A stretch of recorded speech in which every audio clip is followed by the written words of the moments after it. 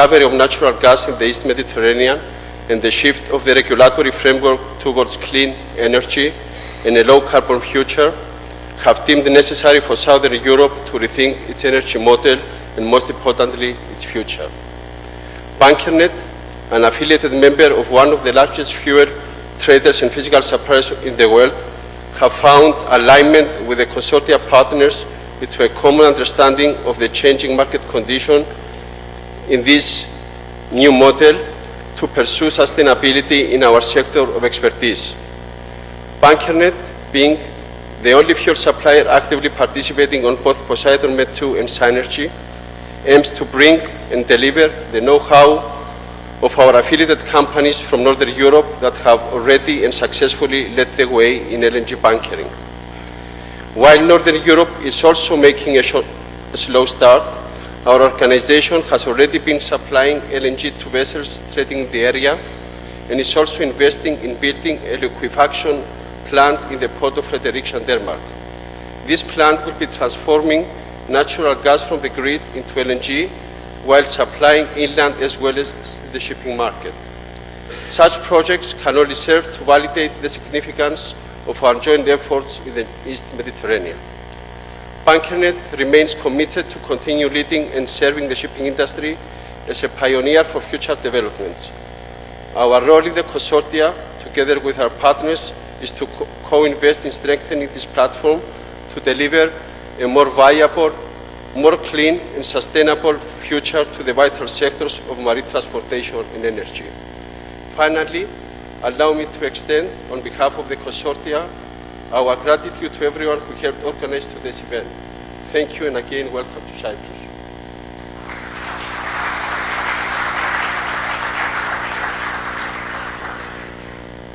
We now invite the Minister of Transport, Communication and Works, Mr. Marios Dimitriadis, for his speech.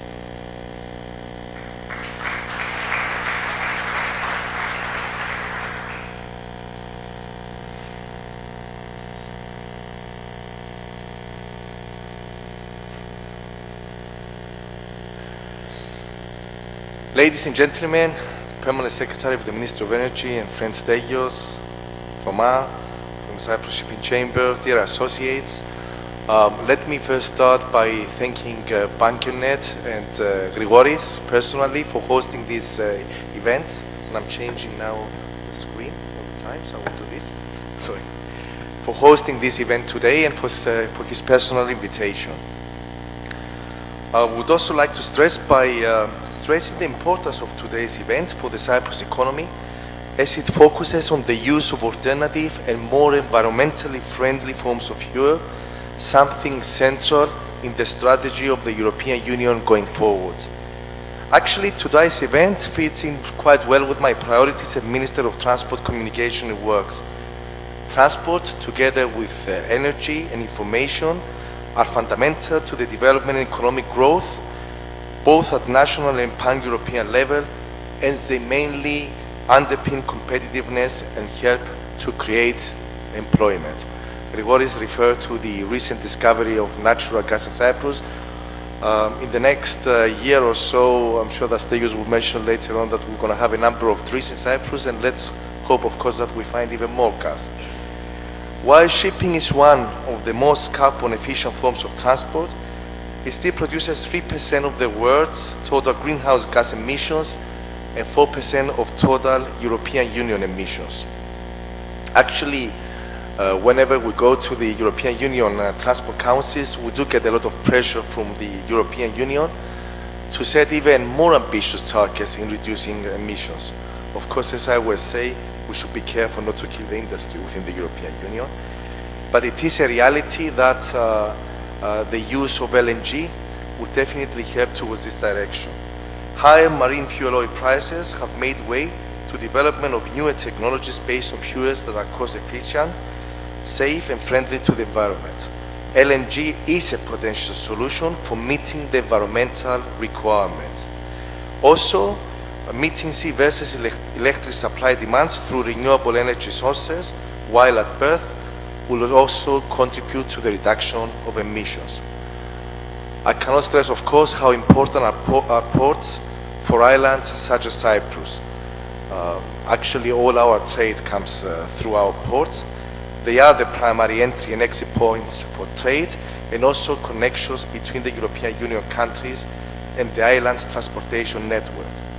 In order to minimize the impact on the environment, ports and transportation, including shipping, need to perform efficiently. As well, we need the use of LNG in the transport sector to increase. It is clear that for Cyprus to meet these requirements, but also establish ourselves in these emerging fields, we need to form a clear long-term plan as how to exploit LNG for its transport needs based on a number of identified strategic issues. Improve the port infrastructure and provide support for LNG shipping at the current comprehensive 10T port so that it becomes a part of the LNG trade network. And of course, in this aspect, the motorways of the sea could play a vital role. Investigate the most effective way to establish LNG bunkering at ports to fuel vessels using LNG as fuel. I think this is extremely important for Cyprus as well. We need to develop this form of bunkering. It is a form of bunkering of the future. Move towards a short-side electricity for the transport sector, including support to the shipping sector. Establish a comprehensive LNG distribution network in the hinterland to supply road transport and industry needs. Of course, this is more complex and it will take some time, but already we have started the use of alternative forms of fuel for the road industry. Form the necessary collaborations with other European member states and possibly third countries to ascertain that LNG demands are met and that peaks in demands are smoothed out. Also, we need to investigate how to become involved in the LNG secondary market.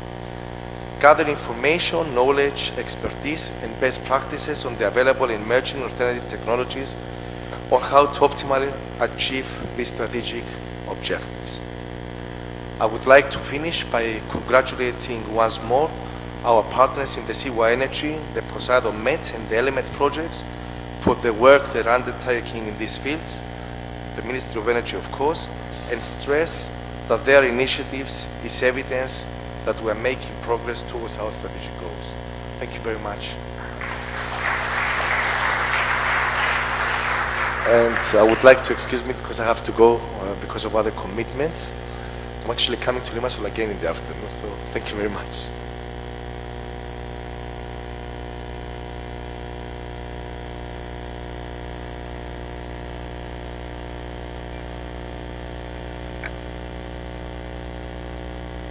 We now move on to our first keynote speaker, Mr. George Polychromiou, Poseidon Met 2 Project Coordinator and Executive Director Strategy Development, Administration and IT of the Public Gas Corporation, Denmark.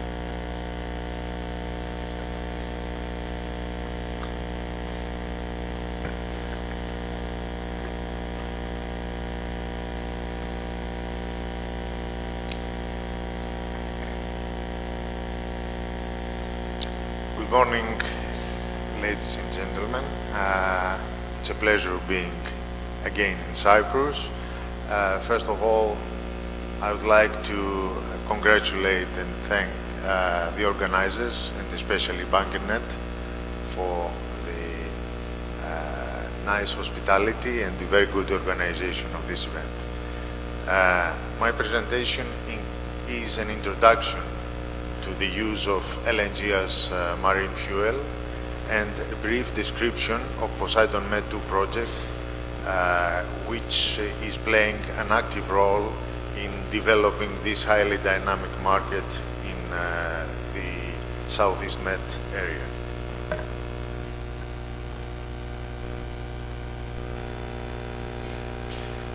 The driving force for the introduction of LNG as marine fuel is the recently adopted environmental regulation regarding the sulfur content of marine fuels. Ships trading in designated control areas, the so-called ECAs, have to use on board fuel oil with sulfur content less than 0.1% even from 2015.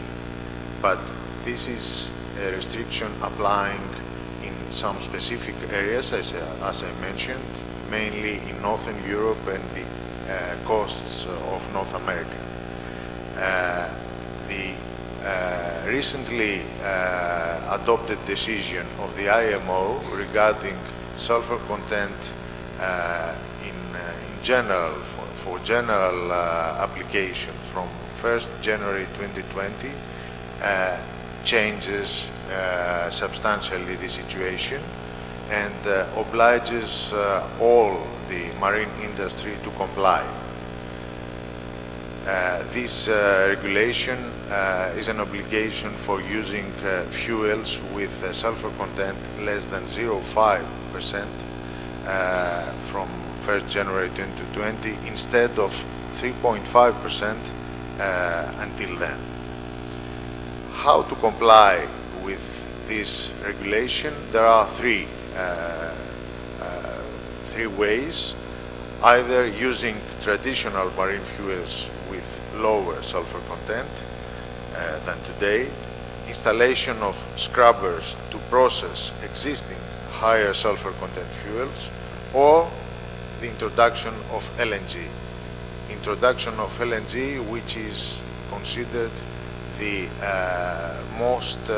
the cleaner fuel in marine industry, as we will see. For sure, LNG will have to compete with low sulfur bunker fuels and scrubbers, as I said, and it is not easy to predict the outcome of this competition, especially in the longer term, but there are some interesting points to keep in mind. First of all, competition will depend on oil price level and LNG decoupling from oil prices. Lower oil prices are in favor of existing fuels. Higher oil prices are in favor of LNG utilization.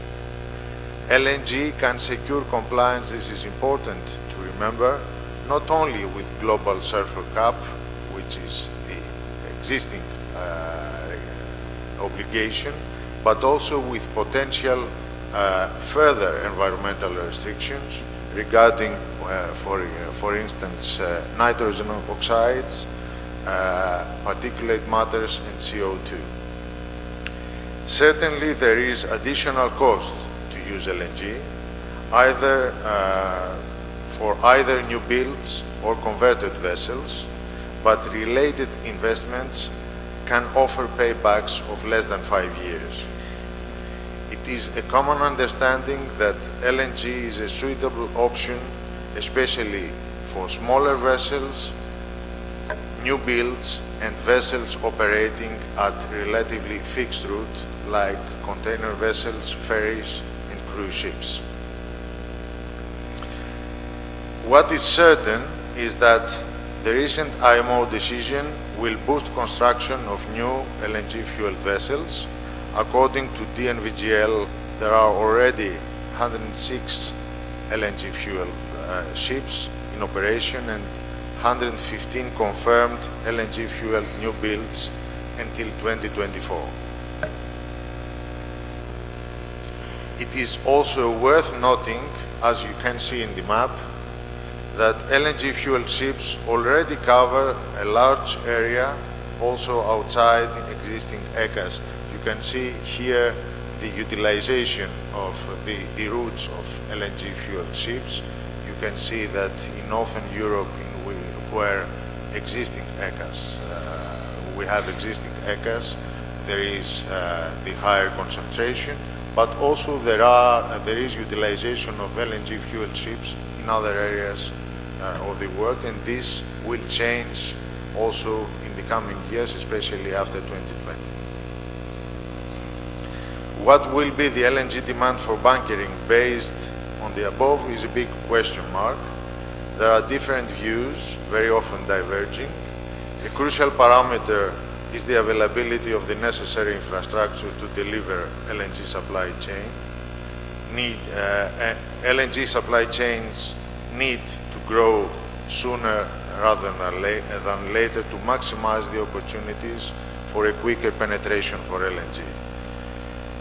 Just indicatively, and according to a Boston Consulting Group report, of 2015, which is based on prediction for higher oil prices, I have to say. In 2030, LNG could have a share of 30% in total bunker fuel consumption. And let's come now to Poseidon Med 2 project. Poseidon Med 2 project, which I represent today, is an important project aiming to create the necessary conditions for the adoption of LNG as a marine fuel in Southeast Europe.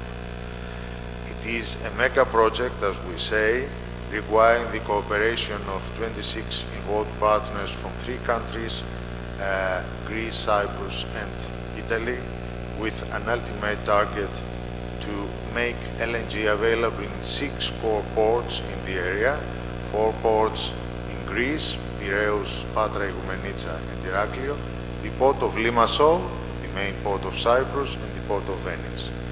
It is a project with a total budget of 53 million euro, co-financed by 50% by European Union through Connecting Europe Facility program.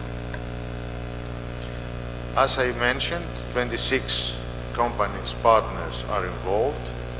Energy companies, DEPA, which is the coordinator of the program, DESFA, transmission system operator of Greece, which is the technical coordinator of the program, Bunkernet, our host company today, all involved ports, the 6 core ports I mentioned before, major shipping companies, other companies covering related aspects, class societies, Lloyd's Register, technical financial advisory companies, shipyards, and others. Which are the main activities in this program? The program, as I mentioned, aims in creating the necessary conditions for the adoption of this fuel. It covers 5 main topics related to the necessary infrastructure in Revithousa LNG terminal in Greece and all the related ports, vessel installations, regulatory issues, financial aspects, and of course, sustainability and synergies.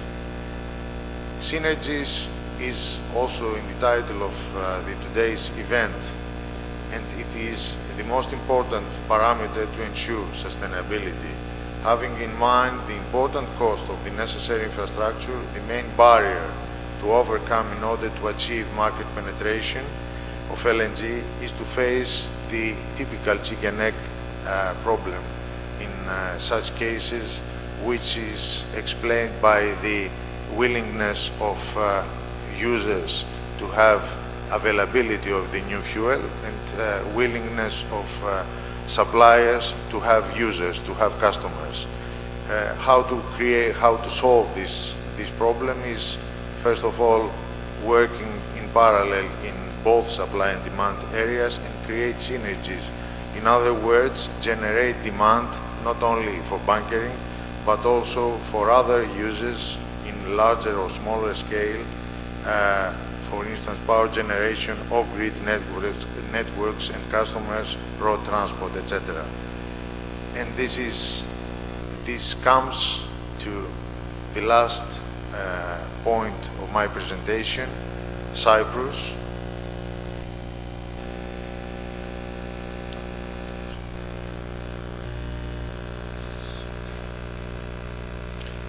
Cyprus, as you know, for Cyprus, natural gas has not yet been introduced in the country, but this has to be done in the next few years until 2020 due to new environmental restrictions affecting large thermal power generation units.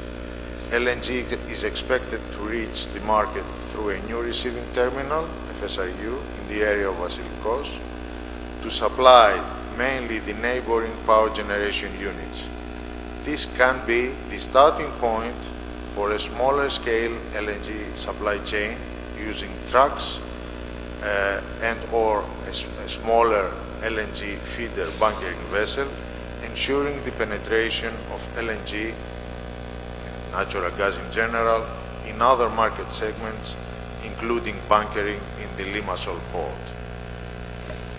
Closing my presentation, I would like to say on behalf of all partners of Poseidon Med project that we are pretty confident that LNG will lead future developments not only in transport, in marine transport, but also in the energy sector in Cyprus and the whole Southeast Europe area. Thank you very much.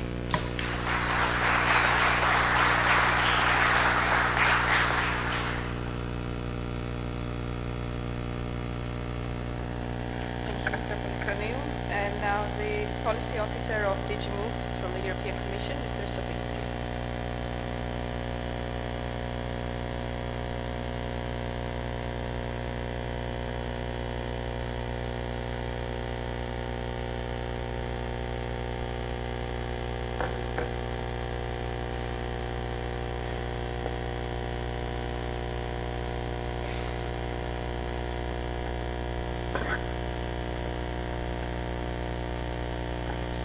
Thank you very much, ladies and gentlemen. Thank you very much for your invitation to this highly interesting and timely event in Cyprus, in a beautiful surrounding, a place full of vessels, a place where we should actually talk about the motorways of the sea. My name is Wojtek Sopiński. I represent European Commission, Directorate General, obviously, for transport, called DG Move in our EU jargon. Today I also speak on behalf of Mr. Brian Simpson, who could not be here today, but who is the European Coordinator for Motorways of the Sea. I work in the department responsible for the implementation of the TEN-T policy, TEN-T, Trans-European Networks in Europe, and I am responsible for the maritime dimension of TEN-T. The policy, which we call the Motorways of the Sea, is aimed at supporting green, viable and efficient sea-based transport links that are well integrated in the entire logistic and transport chain of the European Union. The policy is supported by, or was supported, as we have nearly spent all the budget, but the policy is supported by the Connecting Europe facility, a budget dedicated to transport. Later in the afternoon we will be talking about CEF energy. There are actually 3 budgets in the context of CEF. I'm talking now about the budget dedicated to transport. We operate when we're implementing the CEF budget and implementing the TEN-T policy, we operate on the basis of the work program. And in the context of the motorways of the sea, I would have to mention 3 key priorities. First of all is environment. Second of all, integration of a maritime dimension into the logistic chain of land-based corridors. And lastly, safety and what we broadly describe as human element and training. And of course, the morning event is centered around Poseidon Med 2 project, a project co-financed from the CEF transport budget. It actually fits in the context of 2 priorities of the motorways of the sea policy, because this project is about the commercial application of the LNG in the maritime sector, and we like it very much in the European Commission because it relates to environment, it relates to reduced emissions. However, I would say that this project, Poseidon Med 2, is also very much linked to the general discussion on how to improve the logistic infrastructure in Europe, the logistic and port infrastructure in Europe, and how to make a short sea shipping more robust, effective, commercially viable option that is better integrated with the land-based EU transport corridors. A little bit information on the EU in general, the picture in the context of the debate on maritime policy. The transition from fossil fuels to low-carbon energies, we believe in the Commission, gives the EU the opportunity to continue being a leader in innovative transport system system technologies. And the role of LNG in achieving this goal is undeniable and in a way is reflected in several EU strategies, starting with the umbrella strategy of this European Commission under President Juncker on the Energy Union. I should also mention the low emission mobility strategy, and I have to also mention in the context of today's meeting the EU strategy for LNG and gas storage that actually covers a set of recommendations also in the transport sector. Among them, I could point out to two: the directive on alternative fuels, including the establishment of LNG refueling points across the TEN-T corridors and at maritime and inland ports. The other objective is to, for instance, establish a harmonized regulatory and standardization framework that would actually encourage the development of LNG in shipping. Strategically, LNG has the potential to reduce the environmental impacts in the transport sector. It was mentioned in the previous presentation, it can significantly reduce emissions of various pollutants, sulfur, nitrogen, particulate matters. It shall lead to lower operational fuel costs and reduced greenhouse emissions. Now, Poseidon Med2 is a practical application of EU strategies that I have just mentioned. It actually offers a practical roadmap for a viable plan of bringing LNG as a safe, environmentally efficient and viable alternative fuel for shipping, helping, in the context of your region, East Mediterranean marine transportation, to actually propel towards the low carbon future. The action has a number of specially designed steps to follow, with the aim to facilitate the adoption of the regulatory framework, the extension of bunkering services, the design of and the extension of the LNG terminal in Greece, construction of a specific feeder vessel, and as well as the general examination of potential synergies with other uses for LNG. The action constitutes a wider benefit in the context of the MOS policy because it responds to international and European requirements of general reduction in sulfur emissions by 2020 to 0.5%. This project is about partnership and synergy. It involves 6 ports of the regions. It involves close cooperation between 3 EU member states. And most importantly, it is the project, we saw it on the previous slide, where we have a number of industrial stakeholders that are involved jointly in the conceptualization process, both, and this is very important, on technical and financial level, with the aim to create something viable, something constructive, something that would be long-lasting. And I would say that such an approach can only be welcome and should be applauded. LNG holds a great potential to build a greener profile of the shipping industry. There is a strong and undoubtful belief in that in the European Commission because it will improve your operational efficiency and, broadly speaking, in terms of large politics, it will reduce emissions. And what is sure is that the Commission will continue to strongly promote alternative energies through the EU funding and financial instruments.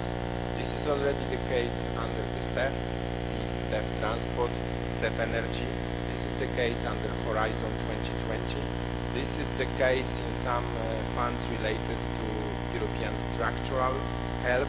This is the case for European Fund for Strategic Investments. The Commission will also be doing its best to support the industry through constant dialogue with stakeholders and a number of regulatory or non-regulatory initiatives that helps the industry on one side to comply with with applicable EU and global regulation, but also to help the industry to finance ambitious visions that you have. From my perspective, it would be crucial that in the future we sustain a significant budget dedicated to the maritime dimension of the transport, that it would be a real priority, and that actually CEF grants will remain a vital ingredient to link motorways of the sea with the TEN-T network.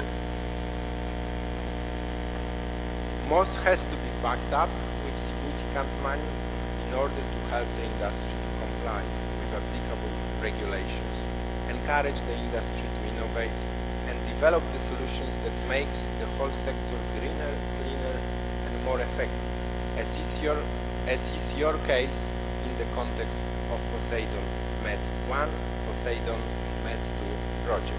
Thank you very much.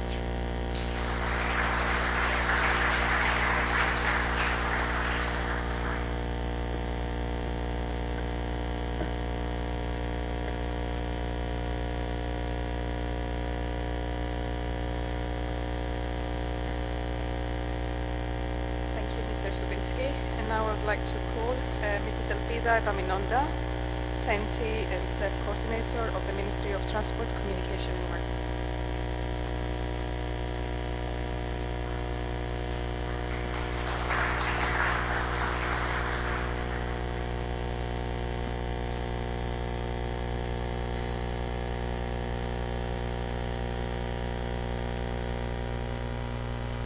Good morning, dear partners, ladies and gentlemen. Welcome to the lovely town of Limassol. It's my hometown, and to today's event. There will be a lot of discussion on energy later on, a lot of presentations on CEF energy. My presentation is on the Trans-European Transport Network and the Connecting Europe facility.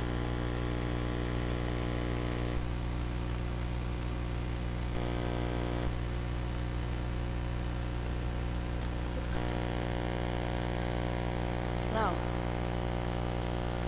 the Trans-European Network is part of national networks for all modes of transport that form a high-performance, interconnected and interoperable transport network to service the EU market.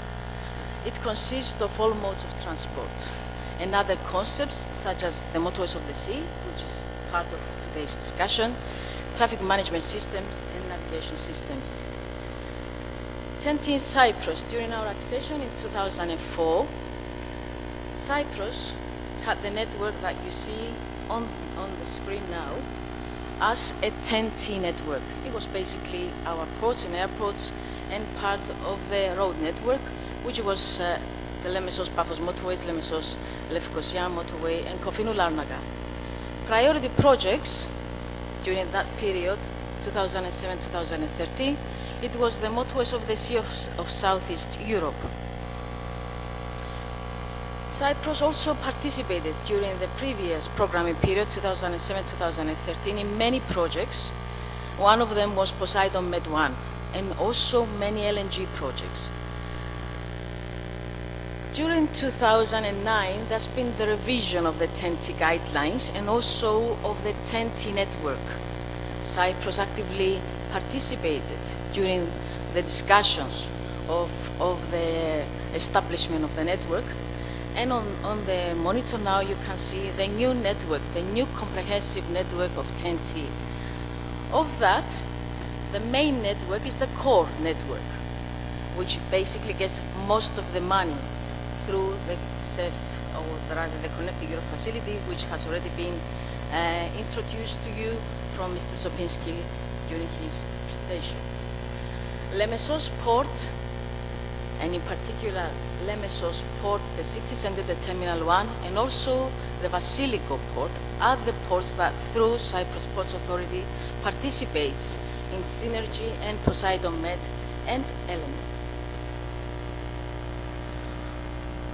In addition to the core network, we have now with the new TEN-T guidelines, 9 corridors and 2 corridors.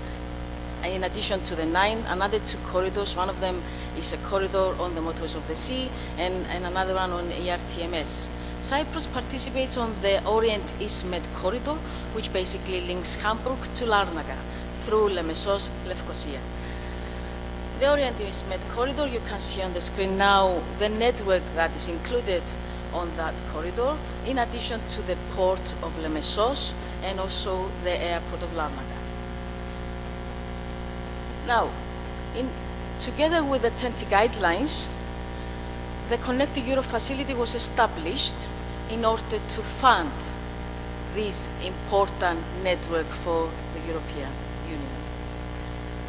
The total available funding budget for 2014-2020 is 30 billion.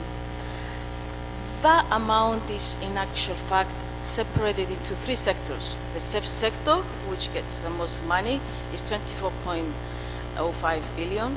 The CEF energy sector, which is more than 5 billion, and the CEF telecoms. In addition to the CEF budget, or rather this amount of money also includes innovative financial instruments, that the money that you can actually get through negotiations with the IB. Actions funded through the CEF 2014 until today. In transport, we have projects of a total budget of 83.7 million, out of which 55.2 is a CEF contribution.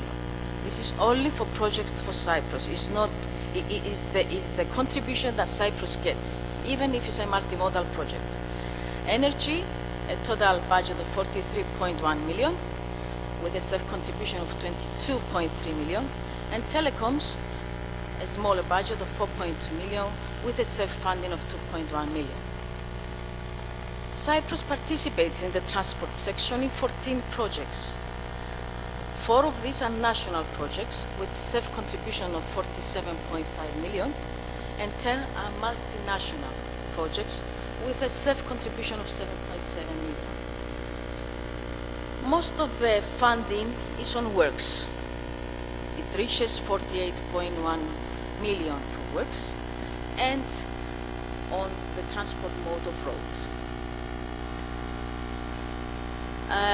Here I have some of the projects that we have during this period. Poseidon Med, of course, which is we all know.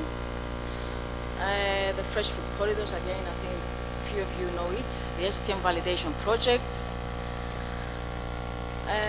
The Element, of course, the Picasso project, another project to which Limassol Sport is participating. Other projects is the Synergy, that you will hear a lot about it later on today. And in the last calls, CEF 2016, Cyprus secured funding to another 5 projects out of the 6 proposals we have submitted. This is basically what I wanted to say. Thank you so much.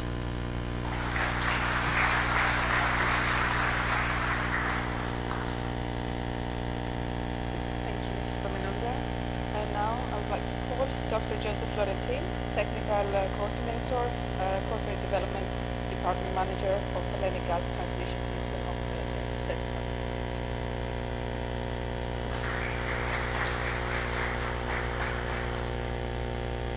Thank you, Stella. Good morning, ladies and gentlemen. I am Joseph Florentin, Corporate Development Manager of DESFA, and PM2 Poseidon Med 2 project manager for my company, a role that gives me the advantage and the privilege to visit Cyprus for the second time in 2 years.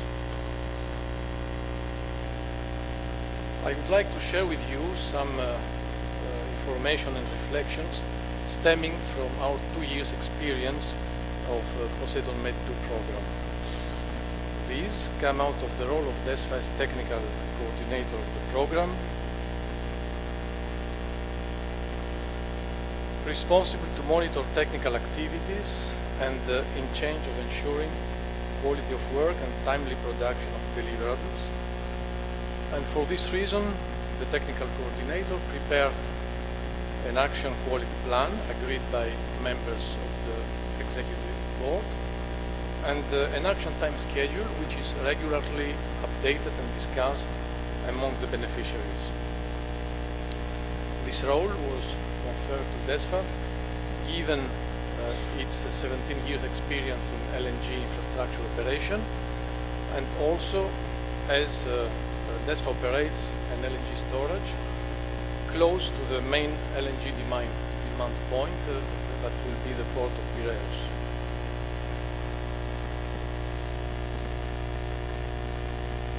Poseidon Med 2 is a comprehensive project with 17 activities. We will now focus at the technical ones, which cover the major part. There are activities addressing the legal and regulatory issues, and you are going to hear later on more on these. Activities on naval architecture design and assessment of shipyard preparedness. Very important activities at the end, if I may say, of the chain, focusing at allowing the demand for LNG bunkering to exist. And the infrastructure design for ports and Revitusa, which is a complex activity, mainly due to the fact that it also concerns people who have nothing to do with the energy business or the shipping industry, but live close to the projected areas for installation of small-scale LNG infrastructure. In this slide, we will present the relations between the various phases of design and indicate the steps where the authorities step in order to approve or reject designs, mainly on environmental and safety grounds. The first group comprises preliminary activities, site planning, safety studies, environmental studies, which feed in the pre-conceptual design and also the conceptual design coming subsequently, and also giving data for the proposal to update the port's master plans. Of course, these activities are interrelated, and finally they result to a proposal that has to be approved by the competent authorities. Once such approval is granted, then we have a relative certainty which allows us to proceed to the next phase of studies, supporting studies which feed in the preliminary engineering, and this gives data for the final safety and environmental studies. Then we have also a very important approval stage, which also involves a wide public consultation. So for this reason, it is a critical step, and once we are past this step, then we have the certainty which allows us to proceed to detailed studies and also the tender documents for construction, which are also the boundary limits of the Poseidon Med 2 program.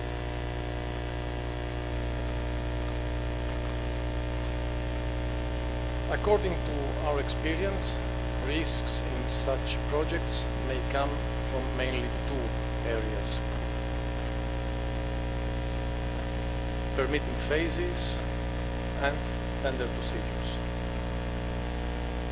Regarding the permitting risks, they may be related to the administration. The administration sometimes may not have the correct or tools or the experience to evaluate a specific project. For instance, the tools may be not suitable for the scale of the project examined, or may be outdated, or may have been tailored for a different kind of project. A second very important area is social acceptance.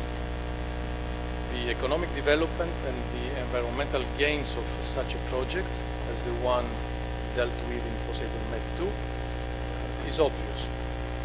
However, it has to override the aversion to new industrial installations, especially if those are close to inhabited areas. On the other hand, the fear created by the prospect of fuel storage installations may sometimes be exaggerated by persons serving other purposes than the general welfare. And of course, there is an interaction between the social acceptance and the way the administration deals with the project. How can we mitigate those risks? There are not that many solutions. As we approach the phase of public consultation on environmental and social impact assessment for our projects, we need to educate both the authorities and the public. And for this reason, Poseidon Med has a dedicated activity named Public Awareness. We also need to avoid partisanship in order not to polarize attitudes that might lead to extreme reactions, and also prepare solid studies able to withstand any well-intentioned criticism. Regarding the tendering phase, the tendering procedures protect the budget, of course, but sometimes may jeopardize time schedules. And the public sector entities and the utilities may be bound by stricter procedures and external approvals, like the ones listed here. Mitigation measures, again, not many. Strict compliance with provisions.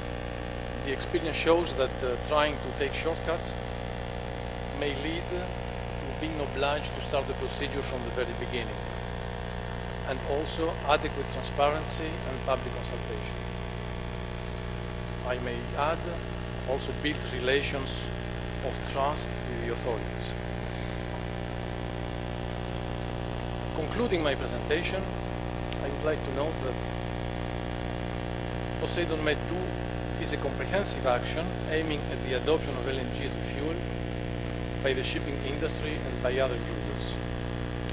These shall be achieved with quality of studies in all fields, cooperation with the administration, information and education of the stakeholders, and of course favorable economic conditions, but unfortunately we cannot very much influence them.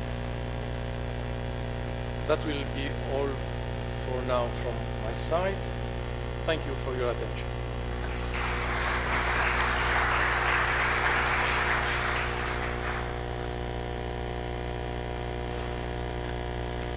We're now moving on to the first panel discussion entitled LNG Uptake Setting the Scene.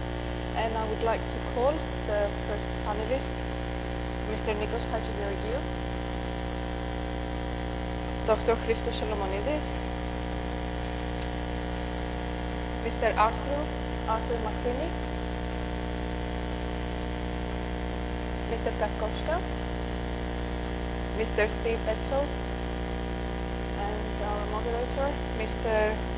Panagiotis Mitrou, Technology and Innovation Manager, Marine and Offshore South Europe, Lloyd's Register. Thank you.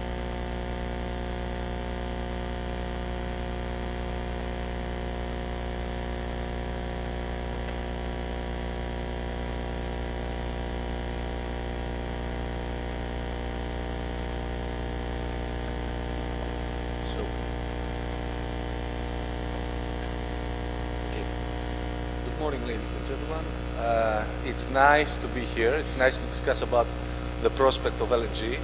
We'll try to do it within the time constraints. So I will ask all my fellow panelists to be very constrained in time and be sure that those who will make it will get easier questions at the end. All right. So setting the scene on the LNG uptake issue, what we would like to see first of all, a key point here, LNG is already here, and we have to take notice of the fact that significant companies around the Mediterranean and of course Northern Europe, especially after the ECA regulation have already proceeded with significant investments in the field of LNG uptake. So right now we have three major projects across the Mediterranean with more than 100 partner companies and more than 125 million euro dedicated to this investment. So the main body, the main project for the Eastern Mediterranean is Poseidon Med 2, and this is what we're going to discuss today.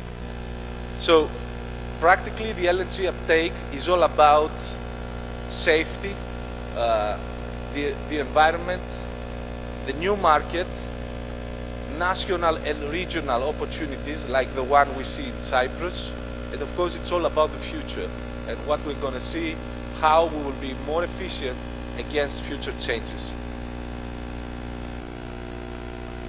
Talking about safety, and this is a matter that we should keep high in the agenda, especially as we talk as LR, we need to be aware of the fact that the LNG as a product, as an energy commodity, in its supply chain and use, is one of the safest that we can see around the globe. So the best practices used in this sector are state-of-the-art across different streams. We have a very strong record already for decades, so it's not a new science there. We have sound safety procedures in place, perhaps the most documented one that we're going to see in bunkering for shipping whatsoever, and the risk-based approach, which tends to cover all the aspects as an umbrella and practically erase any residual risk there. So we have seen 1,000 LNG bunkering operations already being carried out. To be honest, at this moment we have many more than 1,000. And of course, we have to keep in mind that LNG is flammable in very constrained conditions. So LNG is not, in general, a very risky, a very dangerous commodity. And of course, what we do is that we exercise a specific methodology on covering all these risks.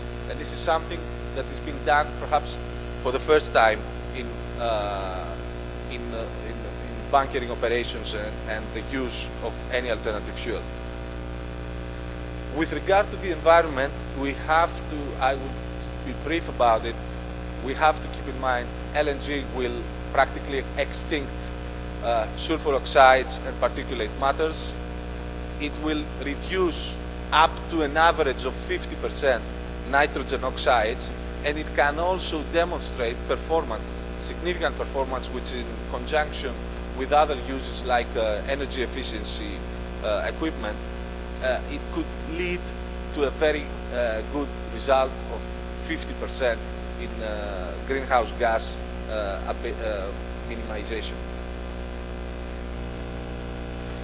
So, on the other hand, we also have some concerns, and one of those concerns is methane slip.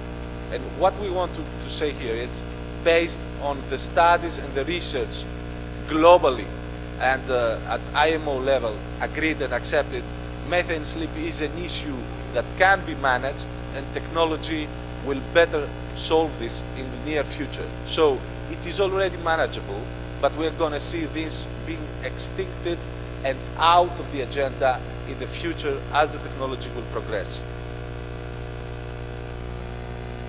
So the market is already there.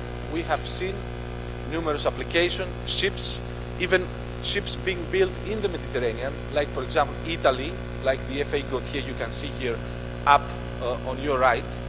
And of course, different kinds of ships, all using this alternative fuel.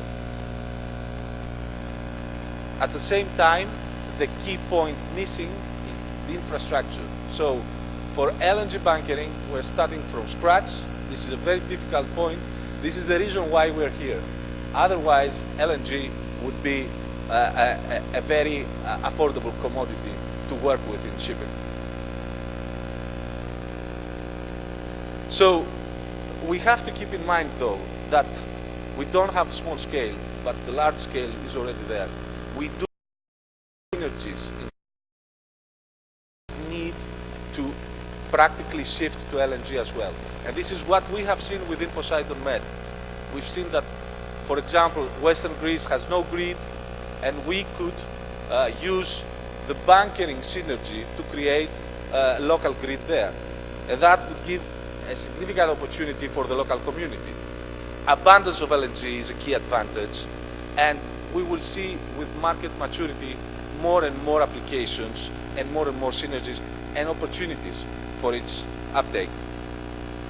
In this case, even though this is not a part of this project, the cruise companies and the cruise opportunity is there to also support bunkering.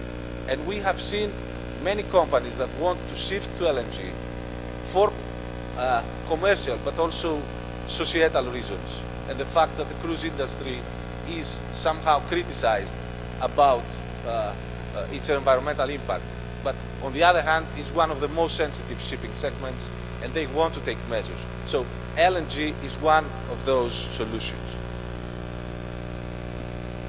With Cyprus in mind in particular, we have to see what is the overall outlook of the area. So I'm going to talk a bit about the upstream opportunity as well. So we have 13 LNG terminals around Europe already, 8 in operation, and 1 FSRU already in Israel. Most probably, as we will also see today, 1 FSRU being potentially applied and installed in Cyprus. And on the other hand, we will also have 5 terminals under development. So we will have the chance to provide gas to regions which have no access to that. We'll have favorable LNG bunkering opportunities with liner and RoPax routes, as well as practically the Silk Road from Suez to Northern Europe. And we have proved fields in the area, proved fields which can realize a high potential in LNG uptake in the years to come. We will soon have the Egyptian export terminals with significant supply. And of course, we are island states that need to be more energy independent. Malta has already done it, and I think that Cyprus will be next. And of course, we have to keep in mind this is also for the local pollution issue is a great step ahead. So it is also for the local communities and their well-being. So practically, what we see 4 pillars that will dictate our decisions in the near future. We have the EastMed case as we have seen it, with the large scale and the upstream potential materializing soon. We have the air emissions issue and the local pollution and policies on air emissions that will further be even more demanding in decades to come. We have the supply opportunity with the LNG market and the shale gas entering the market now. You can see a list of 20 terminals in the US waiting to get an export license. And of course, at the same time, we have decarbonization, which still poses a threat for LNG as since practically LNG remains a fossil fuel. The fossil fuel of choice, the best fossil fuel, the fossil fuel that perhaps should not be treated as one more fossil fuel, but it's still a fossil fuel.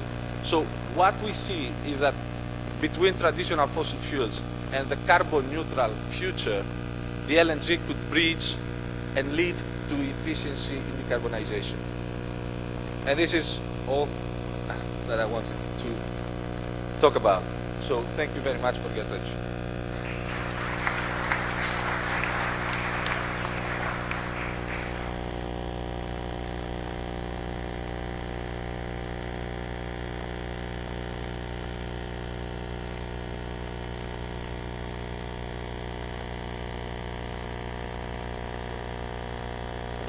Distinguished guests, ladies and gentlemen, good morning. Cyprus Ports Authority is a semi-governmental organization established by law in 1973. It is governed by a 9-member board of directors.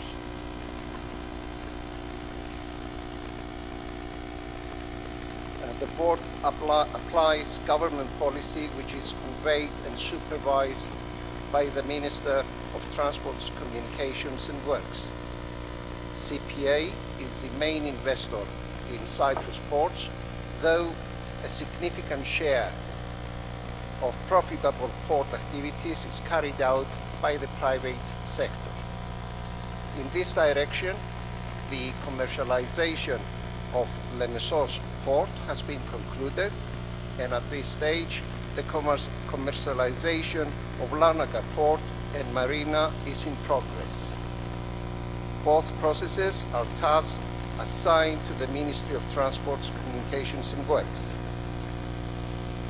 Within the framework of its business culture, the Cyprus Ports Authority has prepared its development plan, setting its strategic goals. The improvement and expansion of Limassol Port, Terminal 2 Vasiliko, and the LNG ship bunkering at Limassol Port Terminal 1 are among these strategic goals.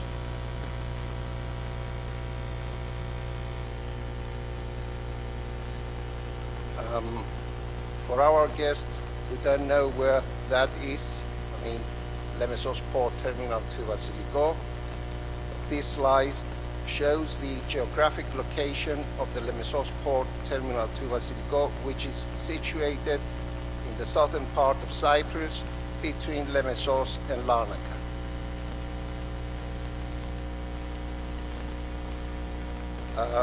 Limassol Port Terminal 2 Vasiliko is the main port for handling industrial types of cargo, such as dangerous cargo and humid fuels.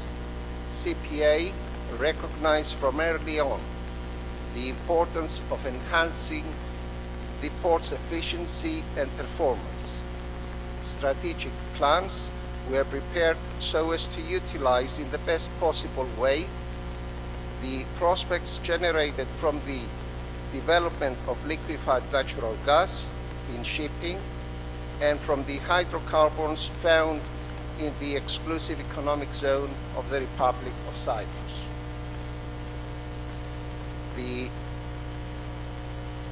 outcome of the above was a firm decision to upgrade and extend the existing port in order to accommodate the new requirements.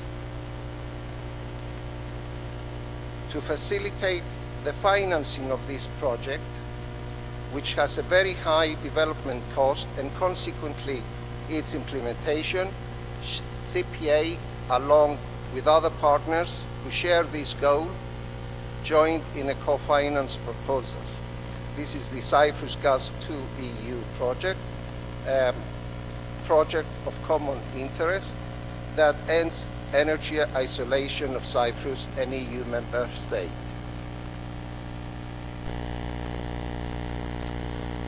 Here we can see the whole area of Vasiliko, including the existing works, the existing port, and the extension works as expected to be when completed.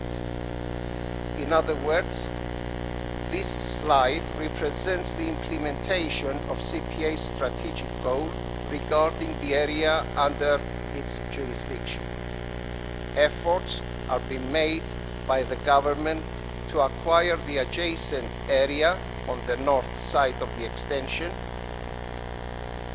an area of 343,000 square meters, which will facilitate a number of forthcoming port operations.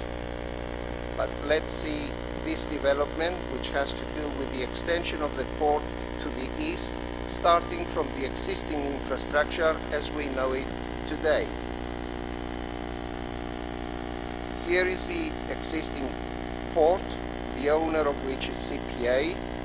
Its operator is Vasiliko Cement Works Company, which has a lease of 50 years expiring at the end of 2033. West of the port, you can see the private jetty constructed by VTT Vasiliko Limited.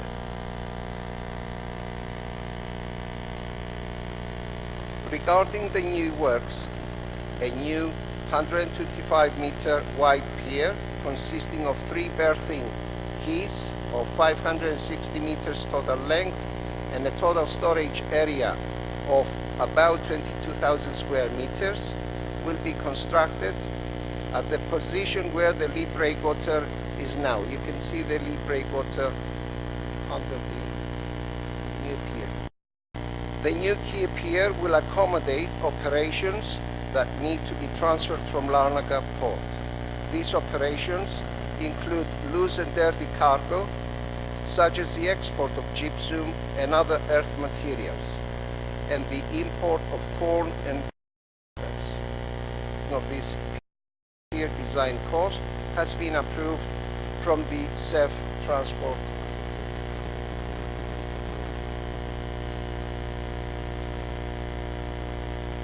As it is well known, a port needs to be protected from the sea waves, but it must also have the required navigation depths for the port basin, including the turning circle and the approach channel. For this, the main breakwater, the south, will be extended by 705 meters, while to achieve a complete all-around protection of the port, a lee side breakwater of 275 meters has to be constructed. On this slide, we can also see the area that has to be dredged to the depth of minus 15 meters. This area is of 300,000 square meters, giving a volume of almost 2 million cubic meters of dredged material, which will be disposed in the sea at a distance of 6 to 7 kilometers from the shore and in a depth of more than 200 meters. The exact location will be decided by the Department of Fisheries and Marine Research. Unfortunately, the geotechnical investigation that was carried out has shown that this material, this dredged material, is unsuitable to be used in backfilling works. Regarding the FSRU floating storage regasification unit and LNG carrier ships, which will be operating on DEFA's jetty, the port will provide shelter in situations of extreme weather conditions with high waves in the area. For their berthing, basic designs on the north side of the port basin were prepared by our consultants. In general, these consist of a group of individual structures of breasting and mooring dolphins supported on driven steel pipes. Instead of that, CPA will avoid this intermediate stage of construction and proceed in the design and construction of quays to the north 400 meters long and to the east 200 meters long inside the lee breakwater. The emergency shelter for the FSRU and the LNG carrier vessels will be provided on the north quay.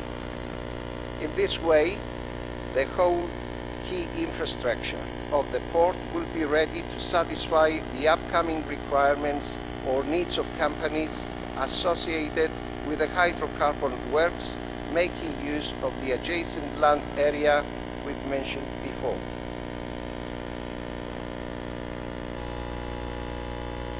In order to optimize the detailed engineering design and construction technology, a number of activities have been completed.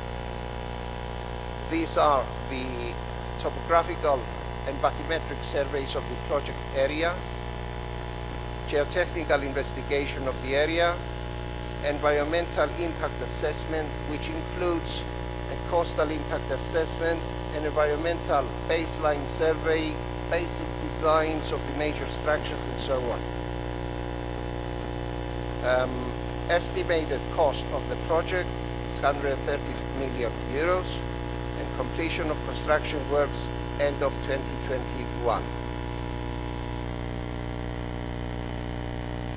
Regarding the Poseidon Med 2, CPA has an EU obligation to use alternative sources of energy and to facilitate LNG ship bunkering by 2025. In order to comply with this obligation, CPA has designated an area within the retained land of Limassol Port Terminal 1. The planning of the facilities required, such as the LNG storage tanks, their loading and unloading platform with breasting and mooring dolphins, is in progress. That's all from me. Thank you very much for listening.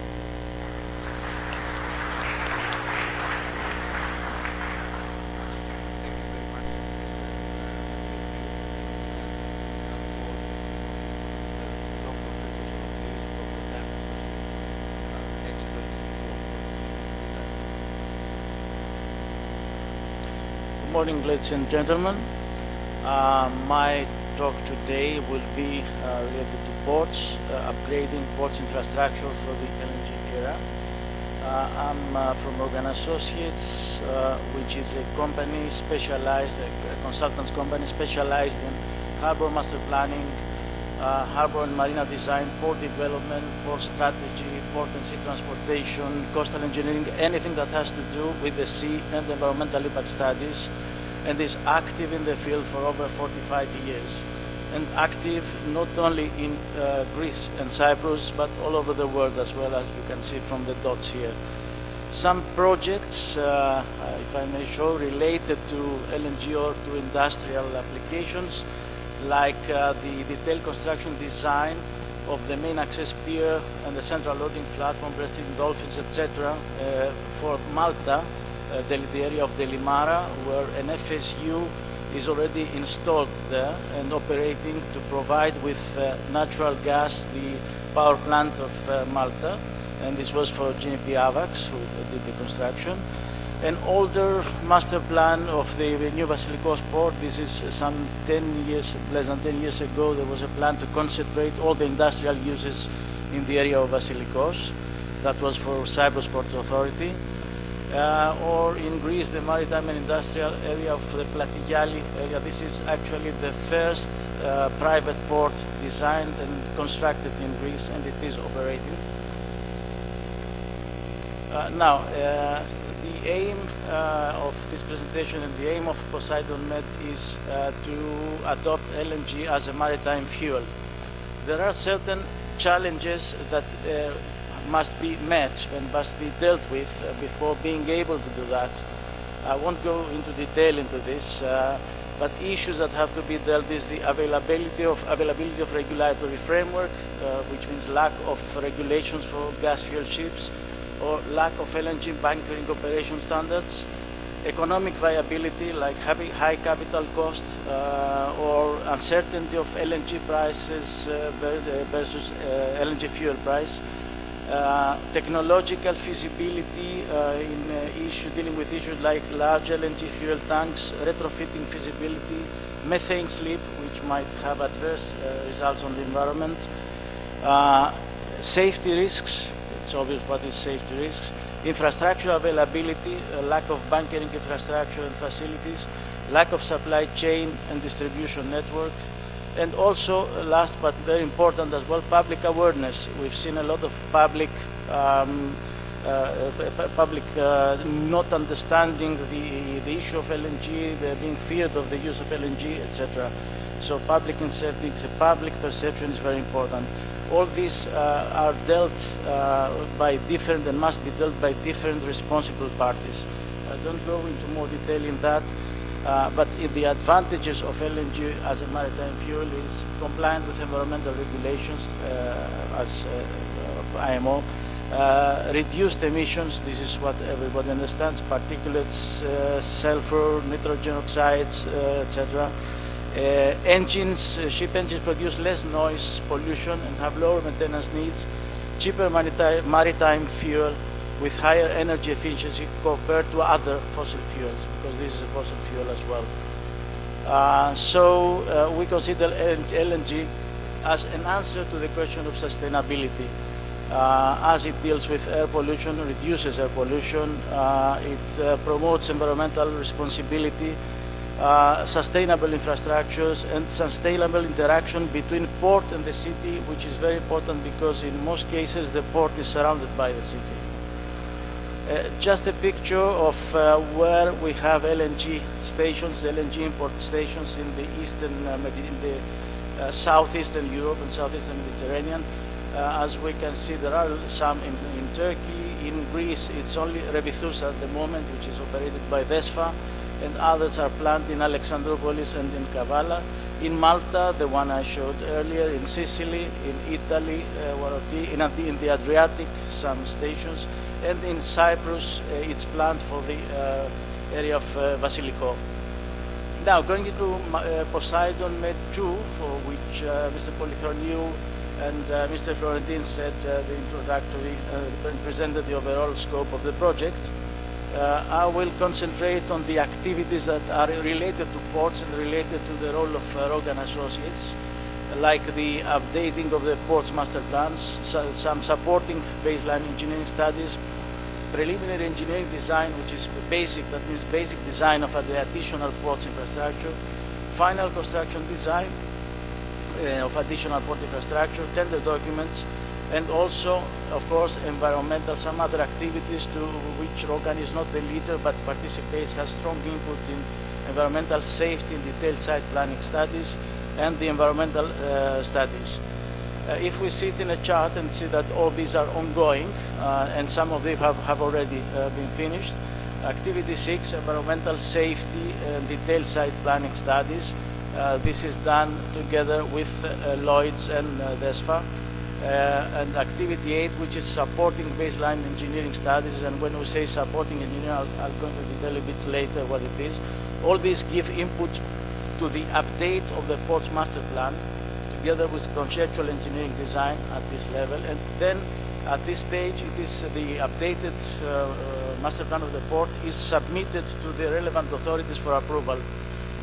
Then, after the initial approvals of the site planning, we go into basic engineering designs, final engineering designs, and of course, between going to final engineering, we have to have the final environmental design, which will give the environmental terms before proceeding with the final construction design and tender documents. So the outcome of Poseidon Med 2 will be a set of designs and tender documents ready to be implemented, ready to be constructed. What are we designing? Of course, we are designing the appropriate harbor infrastructure to provide berthing places for LNG carriers and for LNG barges, like quay wall jetties, loading platforms, breasting and mooring dolphins, catwalks, revetment works to protect the land areas from the wave overtopping, some modification and foundations of the land area, and also the connection to the local national road networks. The necessary supporting studies to these engineering designs are wave disturbance studies, coastal impact studies, geotechnical investigations, bathymetric topographic surveys, economic studies, traffic impact studies, hazard and hazard studies, navigational simulations. These two are done by Lloyds. Environmental, of course, and social impact assessment, and of course, very important, needs to be done public consultation with agencies and authorities. And to show some results of some outcome of the Poseidon Med 2 for some Greek and Cypriot core ports.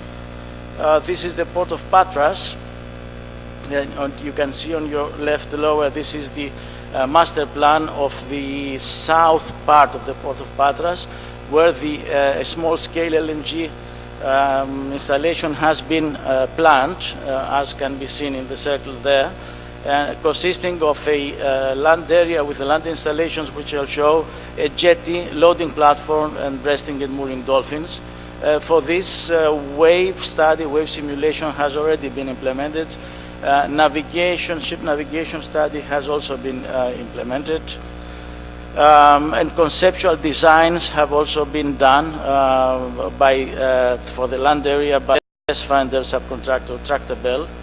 I can show some pictures. Here on your right side, you can see the jetty, the trestle, the loading platform, breasting and mooring dolphins.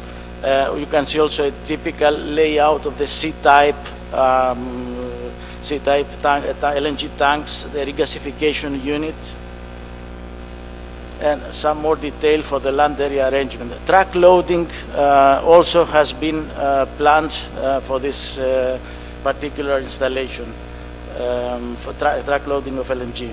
So LNG will be provided either ship to ship or via trucks, or even directly by ships which will be berthed on this installation. Port of Iraklio in Crete is again one of the ports that are part of Poseidon Med 2.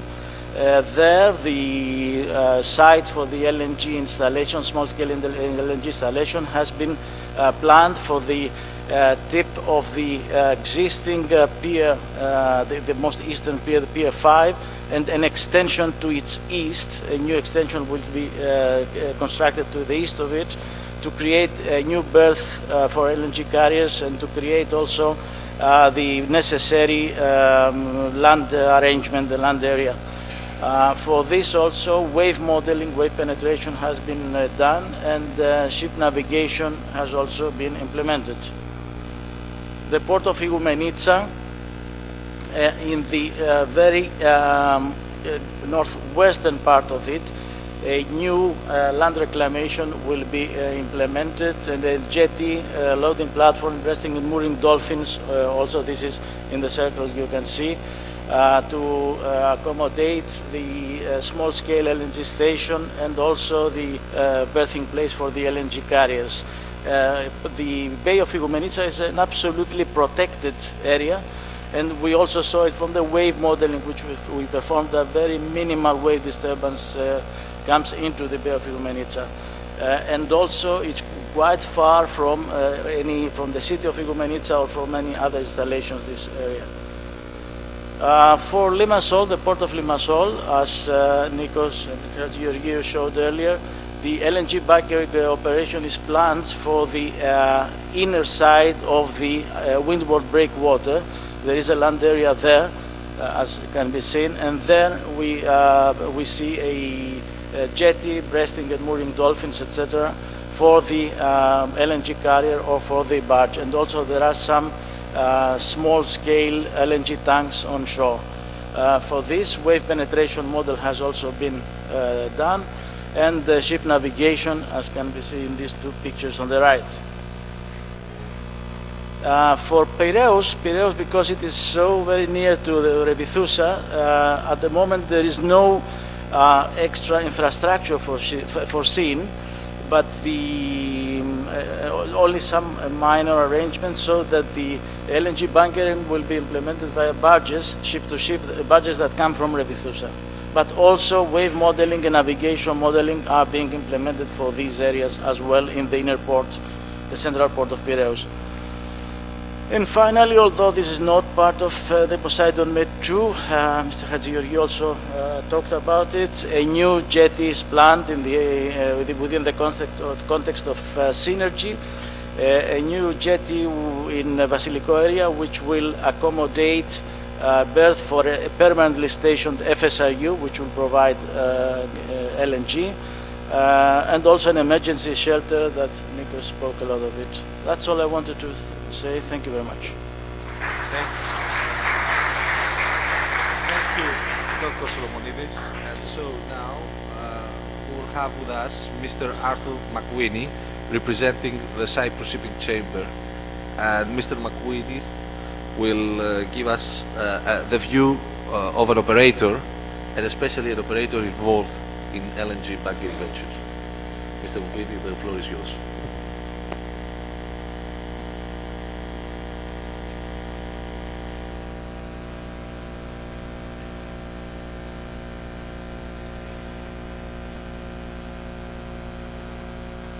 Honored guests, organizers, ladies and gentlemen, good morning. First of all, thank you very much for the invitation to speak here today. It's a pleasure. Secondly, I was of course hoping that I would have our corporate director for energy projects speaking on my behalf, so I could be in the audience listening to him rather than speaking to you here today. However, it is my pleasure, and I hope to give you today an overview, as said earlier, with regard to a ship owner and a ship manager, as to the drivers, why, as to the drivers of what we're doing today to try and instill on everyone here why there is a need for change, why that change is predominantly in the shipping market, in the shipping eternity with regard to LNG as a fuel for the future. The first slide is the driver, the main driver being legislation.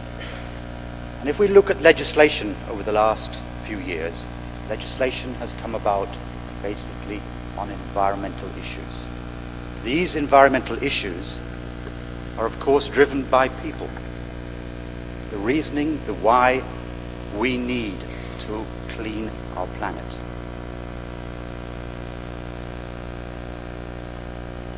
There are different types of regulations that drive us through on a specific timescale within that road. And we need to look at that with regard to the different capabilities within our industry and how we're going to move that forward for the future. I will not repeat, I don't think there's a need to repeat the regulations. They have been said and they are well known within the industry, and especially those who are on the committee here in Cyprus, on the Marine Committee and the Technical Committee, when we talk about fuels of the future and regulations coming into place.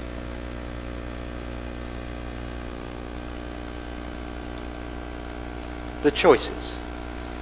There's a number of choices out there going into the future as we look for this change to meet those regulations. Those choices will depend on the type of vessel you operate and how you operate and where you operate them. So as an organization, we feel that looking at the world, or the ships that are in trading the world at this moment in time, have specific target areas for the fueling of LNG as an initial part of our strategy. Initial part of our strategy as a company, an initial part of our strategy to assist and be part of the innovation for LNG bunkering and LNG fuel ships for the future.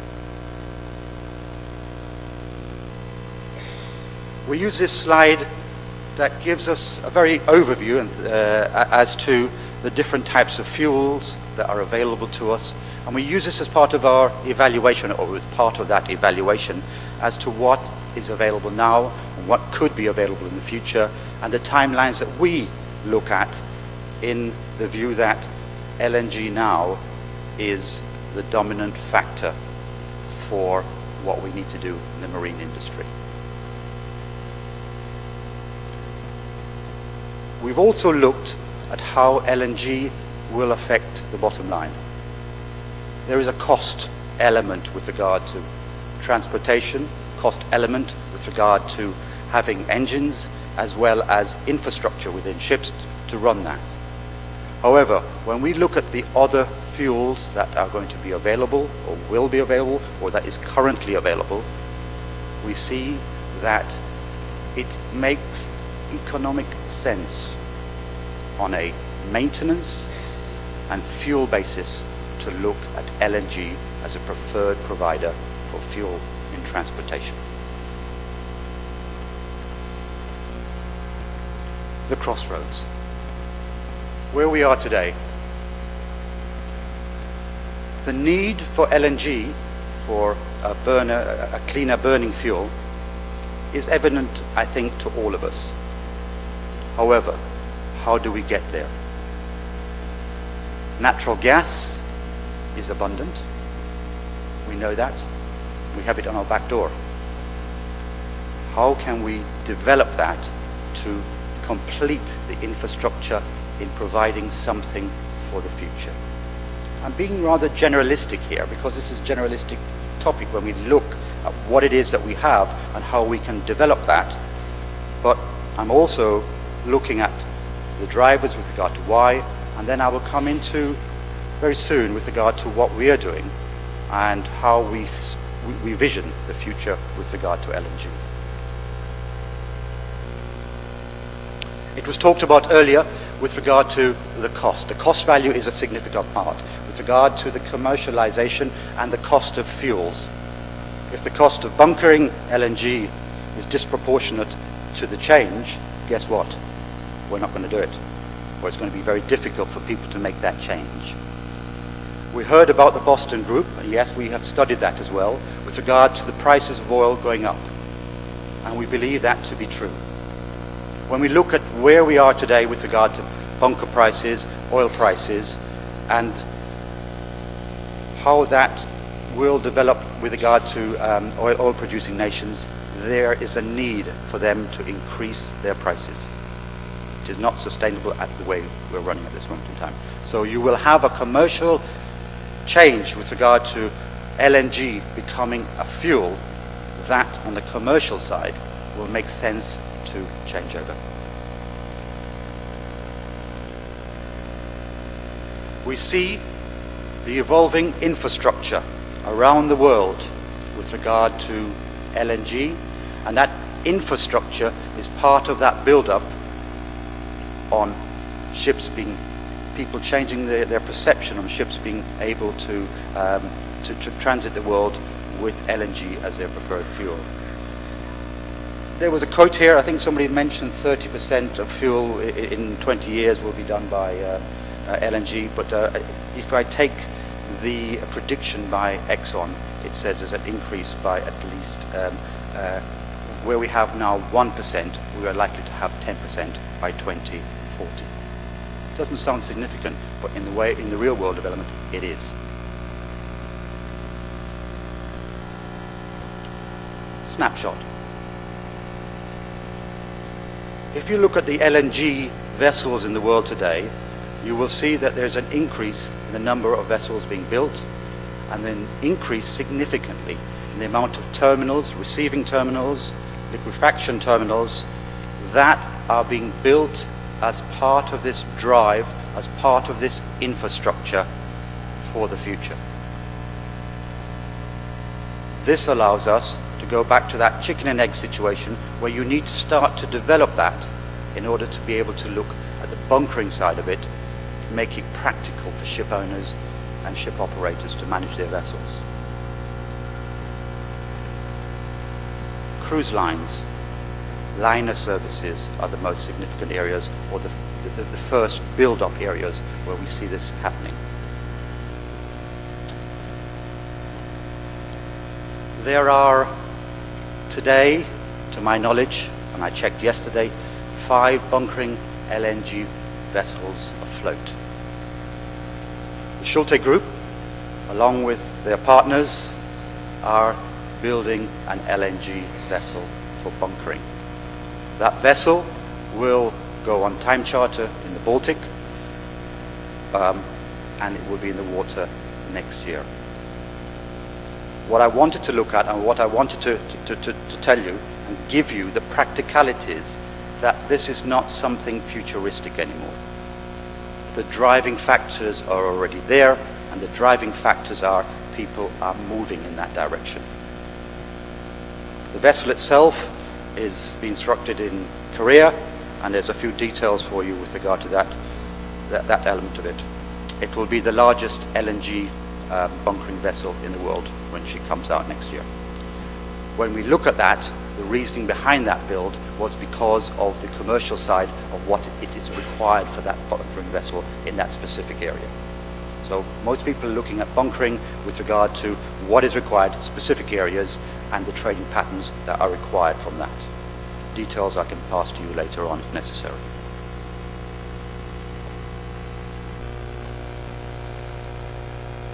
With any type of build, new type of vessel, there is a lot of work to do with regard to regulations, a lot of work with regard to classification, a lot of work with regard to ensuring that the safety of this is adequate and that people will take it up. It has been in development for over 2 years. Now we are into construction. There are technologies within the system that are unique to what it is required to do, and it's patented by us and, of course, the manufacturers. And I'll quickly flick through some slides, because I see my time is up, with regard to when we look at the technologies, we should consider that the technologies are here. And in the theme, if we look at the theme of Maritime Cyprus, with regard to shipping, yesterday's world, tomorrow's today, we are in a position to make a road with regard to LNG.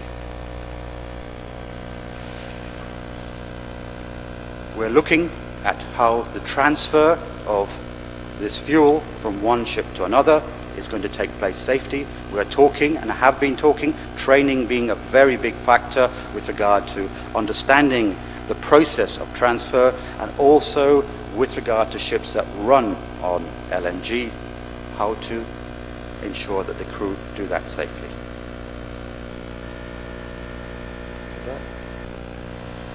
Here's a little bit more on the construction of the vessel.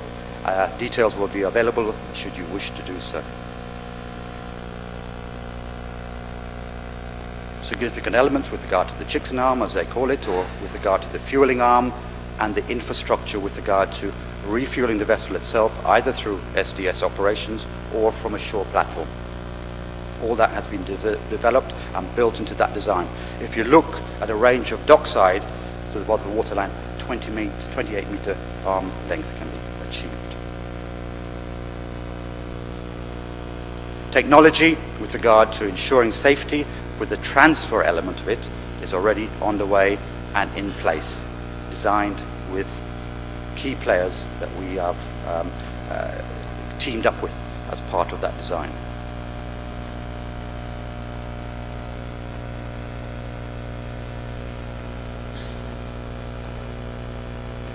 It happened before, don't need to tell you again.